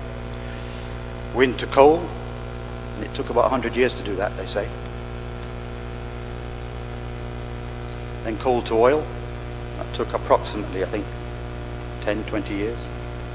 How long will it take us to go from fossil fuel with regard to where we are now to LNG? And that's a discussion we want to have with key players in what we are doing right now. I hope I've given you some insight as to what an owner is doing. We are doing it, we're doing it now. It is not something that has not begun. It is here. Reality is here. You, your children, are the drivers of this for environmental reasons. Thank you very much for your time.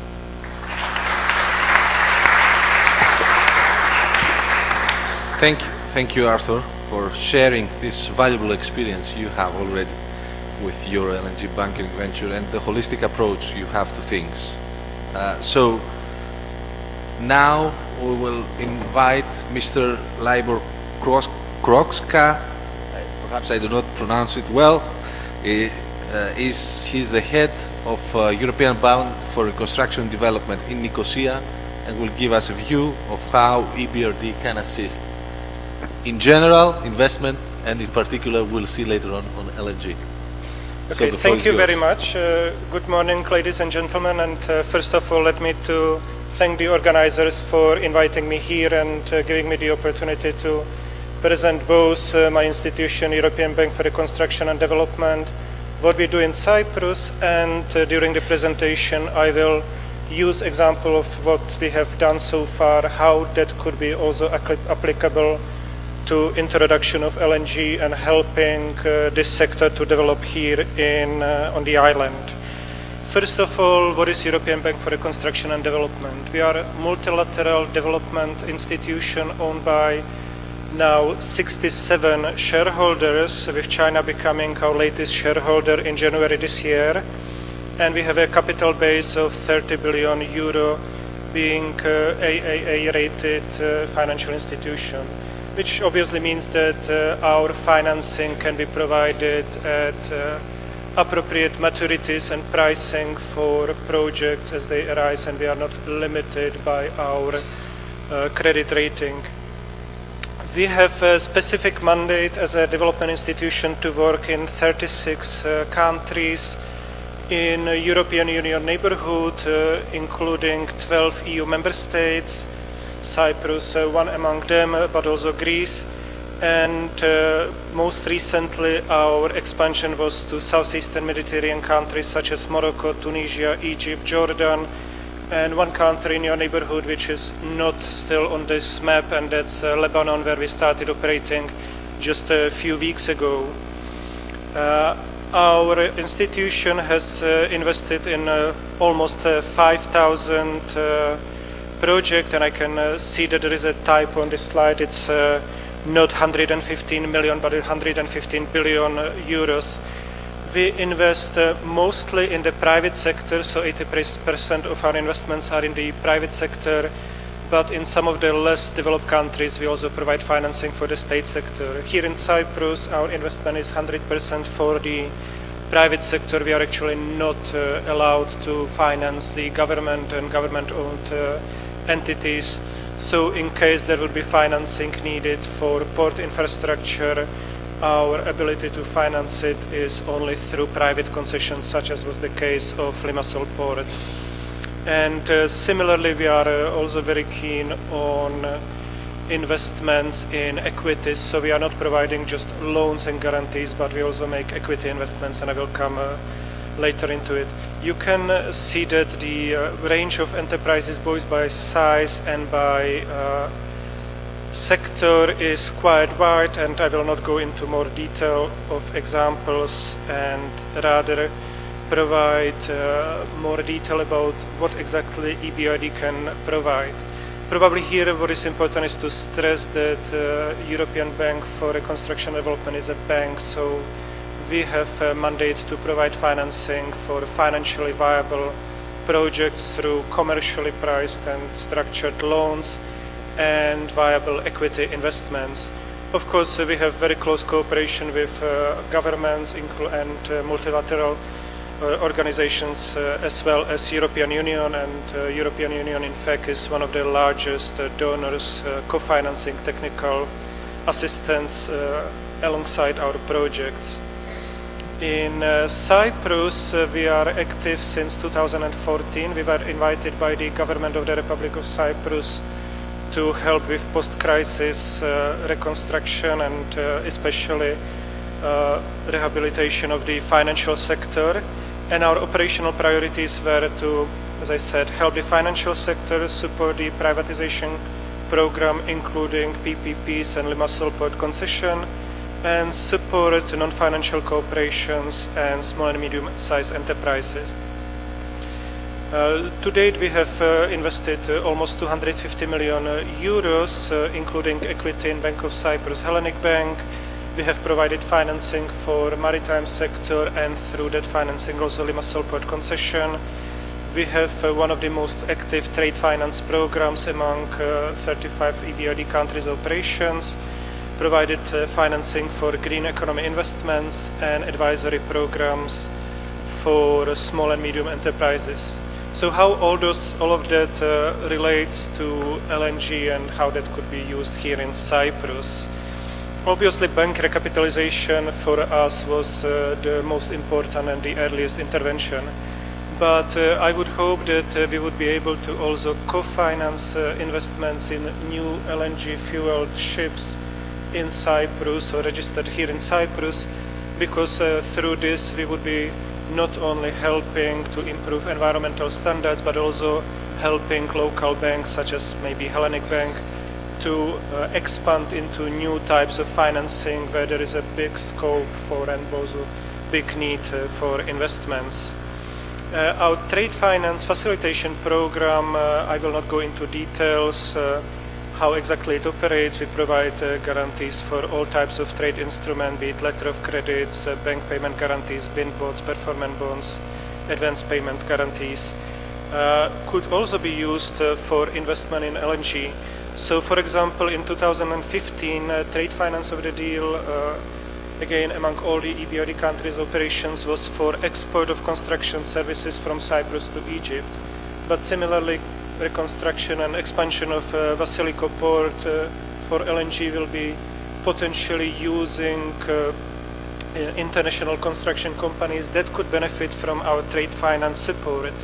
Similarly, we have provided trade finance support for the import of a floating dock from Ukraine to Cyprus, and again I could imagine that some private operators would be importing equipment for those investments that could benefit from trade finance support and helping to make those projects more viable and more profitable. In the maritime sector, we have provided loan to Interorion Ship Management, which is a leading ship management company headquartered here in Cyprus. Through the financing for Interorion, we have also supported their investment in Limassol port concession. But it also shows that we have experience working with directly with local shipping companies, and we are very keen to have further discussions about financing of LNG fueled ships. On the renewable energy projects, even though they might not be seen as LNG related, I would like to highlight that our transaction for photovoltaic power plants was actually a benchmark transaction for non-recourse financing. So here the structure which we have used was really pioneering new structure of financing for Cyprus, which could be replicated also for financing of LNG projects. And last but not least, I know that when people think about LNG, people think about large projects in the size of hundreds of millions of euros. But for EBRD, small businesses, small and medium enterprise support is also very important. And not only we have worked now with more than 60 companies facilitating advisory services, and those resulted in, on average for those projects that were completed, in about a quarter increase in employment and a third increase in turnover. But they also include companies which are active in maritime sector. So even those smaller companies which do not seem natural beneficiaries of this what I would probably call strategic change in the maritime sector or energy sector could benefit, and we are ready to provide advice how those smaller companies could be assisted. Now, for my contacts, I provided on my presentation, which I assume will be distributed, contact details. We have office in Nicosia, and one of our colleagues is here in the audience, so you can also approach either me or him during the breaks or later in the session to discuss any specific financing you might have in mind. So thank you very much, and I'm looking forward to the discussion. Thank you. Thank you very much. And we will now call Mr. Steve Esau to the podium. Steve is the General Manager for Sea LNG, and he will talk to us about the reality of shifting to LNG. Thank you, Panos, for that introduction, and good morning, ladies and gentlemen. Firstly, I'd just like to thank Bunkinet for the invitation to CLNG to speak here. A few words about CLNG, I'll talk more later, but CLNG is a multi-sectoral industry association whose focus is accelerating the uptake of LNG as a marine fuel. So there are essentially two things I'd like to talk about.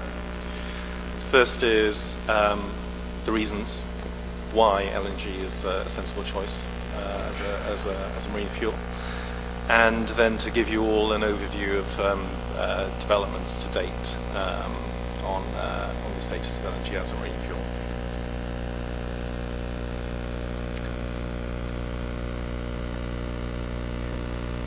How am I? Sorry, try to move the slides forward. Okay, great, thanks.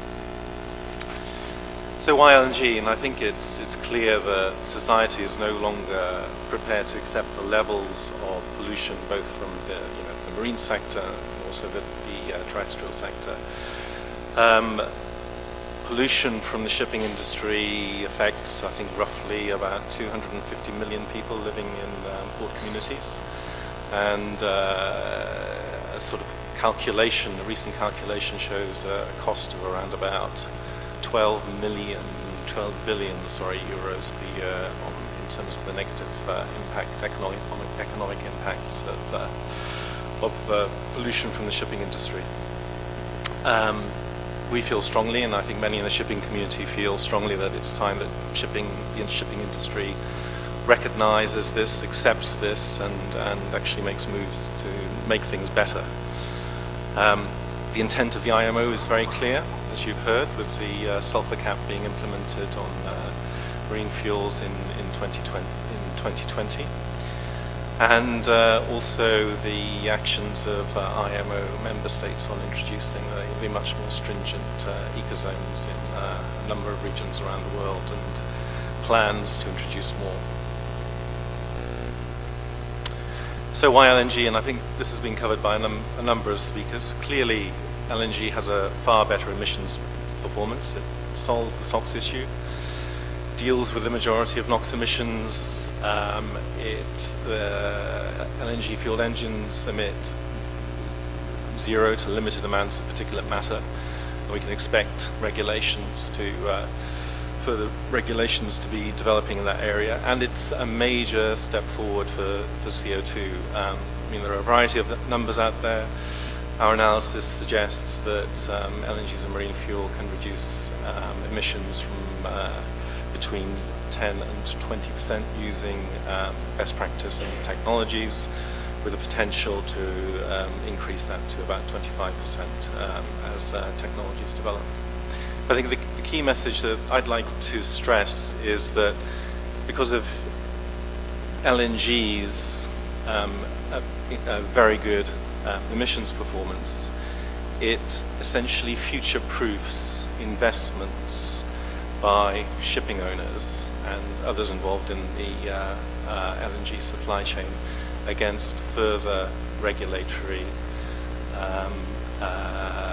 pressures or decisions. We can see, though the step from 3.5 to 0.5 sulfur in the marine sector is clearly significant, if you look at the limits on sulfur in terrestrial transportation, which are about 500 times stricter, you have a very clear idea of where regulation may be heading.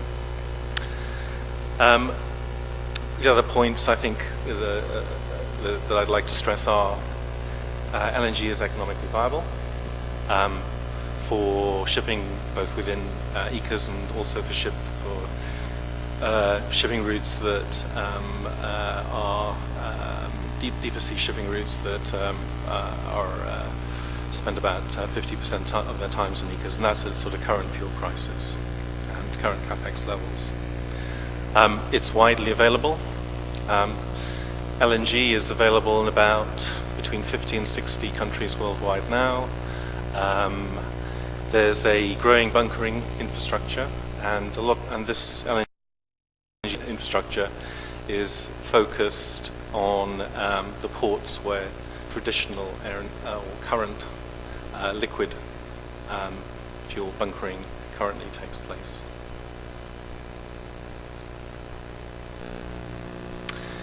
So yes, so it's happening now, and here are a few examples. If you look at the left-hand image, you see the tote container lines, which are operating out of Jacksonville in Florida in the US, being bunkered.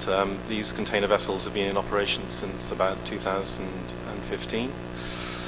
In the middle there, at the top, you see the Engie LNG bunkering vessel, which went into operation in Zeebrugge in April of this year. Bottom middle, the Clean Marine Energy barge, which will be providing marine bunker operations when it comes into operation towards the end of this year. On the right-hand side, you can see one of Carnival cruise ships being bunkered for hoteling purposes at one of the cruise ferry terminals in Europe. And bottom right is the Shell's Cardis LNG vessel, which was christened a few days ago in Rotterdam.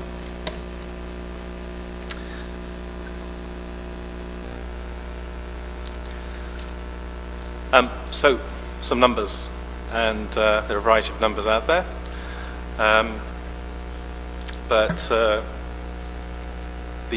What we can see now is that the current LNG fleet numbers around about 120 LNG fuel vessels. Most of these are operating within the ecozones, but we're seeing a build out into the sort of deeper sea shipping space. We've got about 112 confirmed new builds, and there are about 90 odd LNG ready ships. So these ships are ships which can be converted to running on LNG, either in operation or on order. I think the interesting thing is if you look at statistics from DNVGL, you'll see that in terms of new build, as a new build option, there are larger numbers of LNG fuel vessels being commissioned on order compared to the competing scrubber option. So into the deep sea shipping space. So cruise lines, we see, I think there are about orders for about 16 cruise line vessels, the first of which is coming into operation in about 2018. Container ships, 3 are in operation, further 12 on order. Tankers, there are about 30 in operation, or 35 in operation, and a further 30 on order. So we're really seeing a build out of LNG fueled vessels into the deep sea shipping space.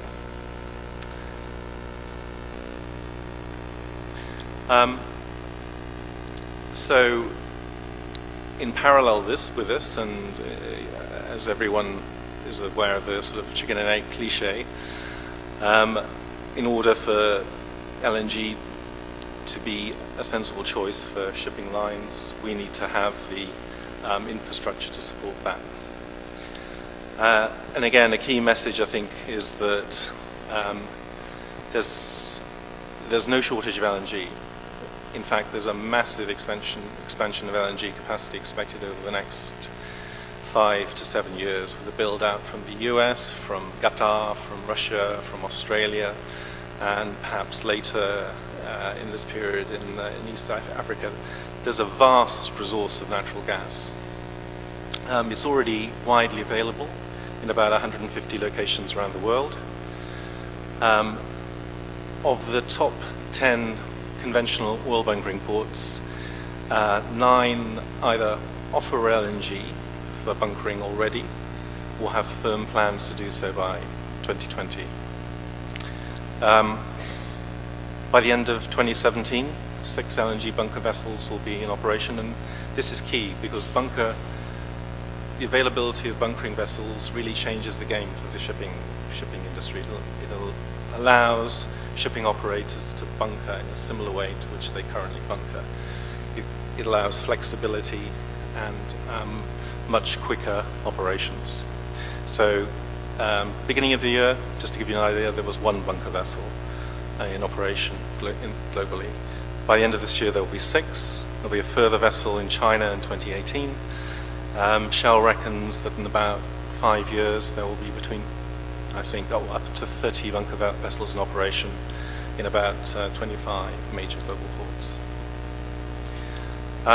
In addition to this, we're seeing new bunkering hubs developing around projects which are leveraging existing energy infrastructure. So we're seeing this happen in India, we're seeing this happen in Europe, in Spain. And we're seeing growing synergies. The LNG industry is changing, and we're seeing growing synergies between the developments of small-scale LNG, regas facilities, and marine bunkering, particularly, for example, in the Caribbean and East Asia. A few words about CLNG. So as I mentioned, we're a multi-sectoral industry coalition focused on accelerating the uptake of LNG as a marine fuel. We have members ranging from suppliers to bunker operators to shipping lines to OEMs, shipyards, ports and class societies. This is all based around the recognition that in order to drive a systemic change, and the systemic change that we need collaboration across the whole value chain. So we have a strategic and commercial focus. We're focused on addressing the barriers to the uptake of, or the commercial barriers to the uptake of LNG as a marine fuel. These include the necessary developments in LNG bunkering, LNG market maturity, the capex challenges that we face, and the sort of evolving regulatory environment. Our key focus at the moment is really on helping the shipping industry understand LNG as a marine fuel and giving it the confidence to make the necessary investments. So I think that ends it for me.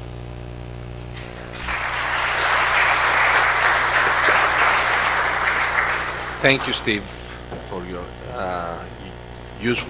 quite useful feedback. So we're now going to practically have a question session, a panel discussion on this. So I will start right away with a question to Mr. McQueenie, so to Arthur. So practically we have seen the wide experience the Schulte Group presents with regard to LNG and LNG banking in particular. But talking also from an operator point of view, we would like to have your cold-blooded view about the necessary prerequisites to drive us away from simple compliance solutions like scrubbers in favor of LNG. And assuming that the price will still be competitive, what will be the key elements that could drive operators away from the easiest solution towards more sustainable options?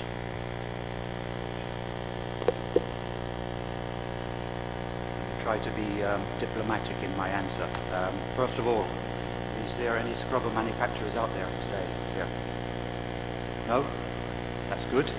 Secondly, any of you who operate vessels with scrubbers today?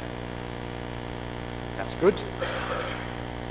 When I look, or when we've evaluated the use or the technology with regard to scrubbers, we see that it's more of an add-on technology to something that's existing. When we look at it with regard to what we are going to gain from that, and that's only a reduction in actual particles, reduction from SOx and NOx elements of it. What are we actually doing with scrubbers?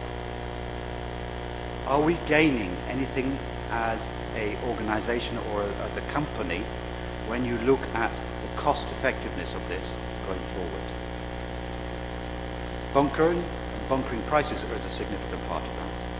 But you have no change in your maintenance costs. In fact, you probably have an increase with regard to more equipment that's needed for scrubbers, as you would do to a certain extent if you had LNG. However, there's a payback factor. We didn't see any clear efficiency changes with regard to maintaining the status quo with regard to 3.5 sulfur content fuel. We also looked at it with regard to, or we discussed the point with regard to how available will this fuel be in 10 years from now? As predominantly most of us considering MGO or diesel as our way forward, less than 0.1%. So diplomatically, I would say it's an option, but it should be a last option. So, if you want my point of view. Thank you very much for this. So, going to the CPA, the Cyprus Port Authority, we have already seen during your presentation, Mr. Hadjigiriou, we have seen all the plans you have, but I would like to have your let's say succinct view of what CPA has already done and how actively will CPA contribute to this effort to LNG, to the gas era shift.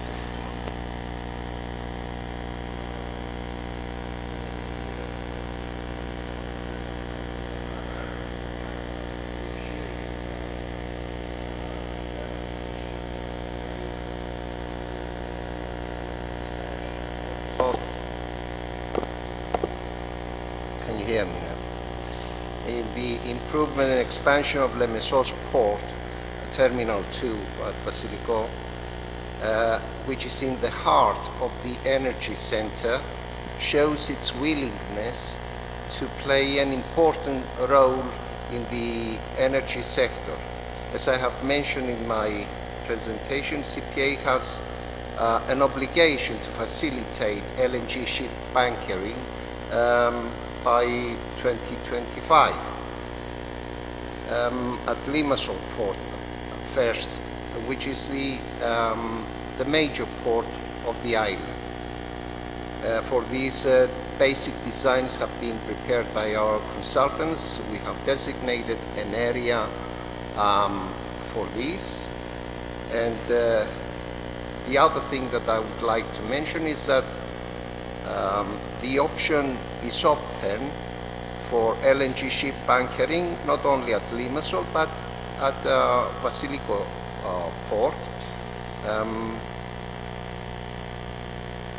And here I must say that the planned jetty for DEFA, where the FSRU will be located, can offer this facility from there for ships visiting the port of Basilico. So it's a matter of demand and supply, and CPA is targeting to be ahead of these things and keep up with the new technology. I don't know if it's have an answer here. All right. Thank you very much for your input on this, and trying to keep the interest high, a money question to Mr. Koska. So we are talking about the gap between simple compliance